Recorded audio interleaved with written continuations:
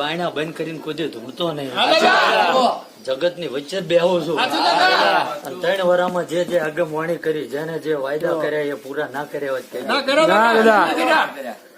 અને જેને જે ચેતવણી આલું એ પૂરી કરવા. મોઢું હંતાડીને કેટલા દી ફરશો ભાઈ?